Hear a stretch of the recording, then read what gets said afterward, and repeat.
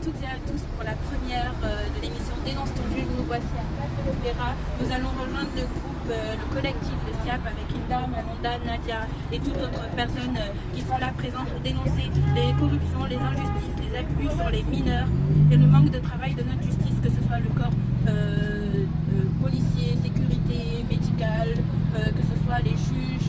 Vraiment, nous dénonçons dans tous les domaines tout ce qui manque à leur devoir. Donc c'est à nous de faire changer les choses et c'est pourquoi cette émission elle existe. Et ne manquez pas les interviews, puisque je vais interviewer d'autres personnes et des personnes volontaires qui veulent bien dénoncer ce qui leur arrive, leurs juges, leurs travailleurs sociaux. Enfin, voilà, je dis bien pour pas me faire strike sur les réseaux sociaux, que tous ne sont pas pareils, que tous ne sont pas mauvais, mais voilà, quand il y a de l'injustice ou des fautes, il faut le dénoncer. Vous savez, déjà, j'ai mes enfants qui ont été enlevés.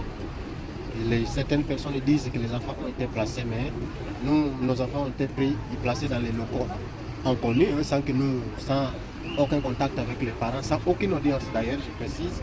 Nos enfants ont été pris sans aucune audience, c'est-à-dire sans aucune procédure. Donc cela, je ne peux pas appeler ça déplacement. Ça relève d'enlèvement et séquestration. Donc, je réponds à ta question. Nous sommes allés pour la première fois voir juge pour enfants, tribunal de Paris. La juge Barry de la chambre Adelaide, une des vice-présidentes du tribunal de Paris.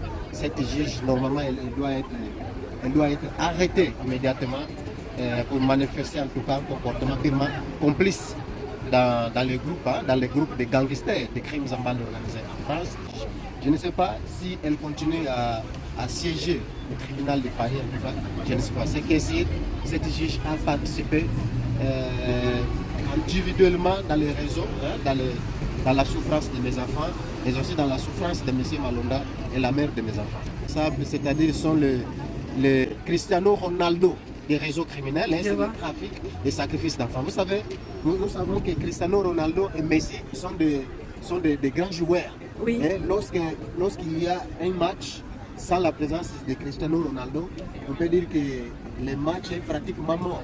C'est la même chose aussi dans les réseaux de trafic d'enfants, des crimes sur les enfants. Sans la complicité des juges, effectivement, les pédophiles et les sacrificateurs d'enfants, ils peuvent pas avancer. C'est pour ça qu'ils cherchent à tout prix à voir leurs confrères, les personnes de même idéologie qu'eux. Ils sont dans le délit de non-assistance à personnes vulnérables en danger. Malgré les preuves, malgré les dossiers à l'appui, ils ne prennent pas en considération les preuves, ils ne sauvent pas, ils ne protègent pas les enfants. Mais il y a quand même un bon nombre des effectifs de la corporation, de la police française, mais aussi de la gendarmerie, qui sont directement impliqués dans les réseaux de tout type de trafic, de tout type de mafia existentielle en France. C'est dans ce contexte-là que j'ai été victime de plusieurs arrestations arbitraires.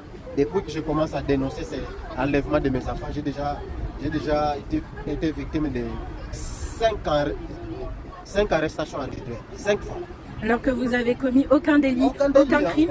D'ailleurs, j'avais pu du coup te suivre, voir ton dossier. On t'a accusé de choses très fausses, d'avoir battu ton ex-compagne, tes enfants. J'ai vu ton dossier et rien n'est marqué dans le casier judiciaire, dans le B1, dans le B2 jusqu'au B3. Voilà. Rien n'a été marqué, je suis témoin et il y en a les preuves.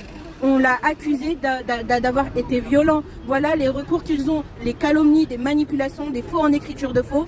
Voilà, c'est réel, c'est pas un cas isolé. D'ailleurs, certains, le préfet Laurent Nunez veut interdire illégalement cette manifestation, alors que je l'ai déclaré à la préfecture. Il n'y a aucun arrêté qui a interdit cette manifestation. Mais c'est quoi ça?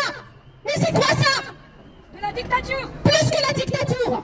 Plus nos propos dérangent. Au lieu qu'ils notent nos propos pour ouvrir des enquêtes, pour sortir les enfants des réseaux criminels, pour sauver les enfants qui sont massacrés à l'aide sociale à l'enfance, le policier, là, il est en train de nous menacer. Si les personnes restent sur cette place, il faut les verbaliser.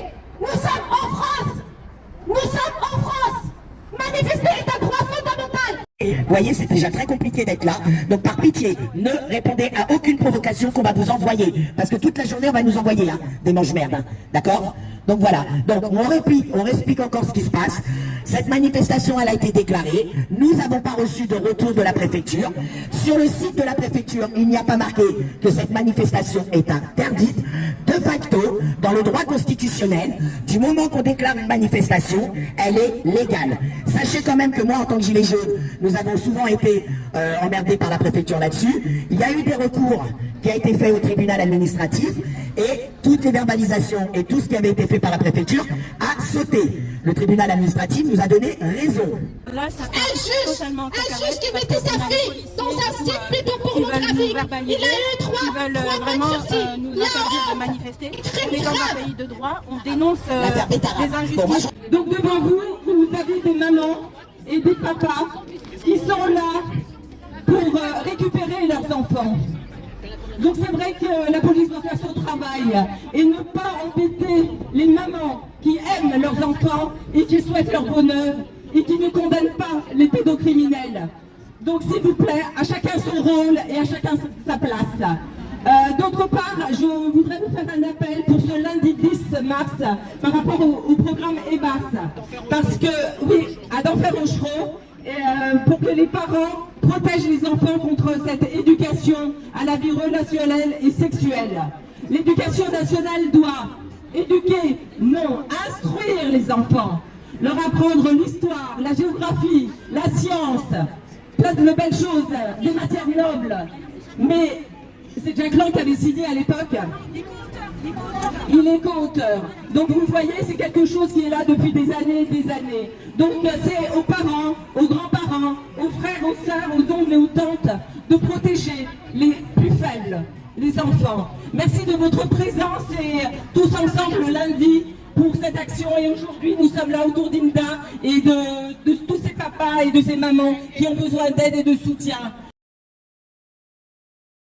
Maman, il n'y aurait pas d'humanité. N'oublions pas que derrière chaque homme, il y a une maman qui les a fait naître. Et quand ils deviennent à des postes importants, ils ont une femme à côté d'eux pour les accompagner. Donc s'il vous plaît, un peu de respect. On peut ne pas être d'accord, messieurs les policiers, mais nous pouvons nous exprimer en liberté et librement, en toute amabilité, en toute cordialité. Mais là, comprenez comment je vais dire, la tristesse de ces mamans et de ces papas qui n'ont pas vu leurs enfants depuis des années. Je viens d'adhérer il n'y a pas longtemps à l'association Jet d'encre qui donne l'opportunité aux jeunes de 11 à 28 ans d'avoir une carte presse, de pouvoir créer leur journal et d'aller travailler au sein de la presse. Voilà, je prends des images, je collabore avec la presse, il n'y a pas de souci, il n'y a pas longtemps. Donc je viens d'adhérer, donc si possible je montrerai ma carte presse, c'est pas un problème. Donc j'aimerais m'adresser aux policiers qui sont là, voilà, avec tout mon respect que j'ai pour vous, et j'aimerais une réponse pour tous les parents dont les enfants qui sont placés, qui subissent des abus. Vous savez et vous entendez nos plaintes et nos signalements là sur place. Est-ce que vous êtes capable d'aller là maintenant, de nous accompagner et sauver les enfants placés? Est-ce que vous êtes capable d'y aller, de nous accompagner maintenant? Est-ce que vous êtes capable? C'est de la non-assistance à personne en danger. Ah ouais. Je suis pas fière. Voilà, arrestation. Voilà, je demande. Attendez.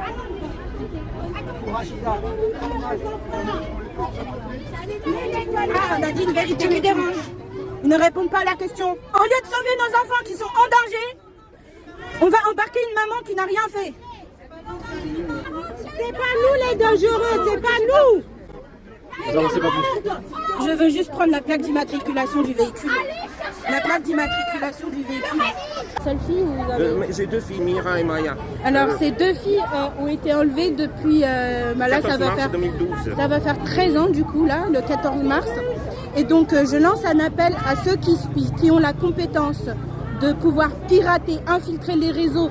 Venez nous voir en message privé, du coup si vous avez besoin d'informations telles que carte vitale pour chercher l'adresse des filles là où elles se trouvent, venez, je fais appel à tous les pirateurs, à tous les génies informatiques, venez me contacter s'il vous plaît, aidez ce papa à retrouver là où sont placés ses enfants. Voilà la pétition.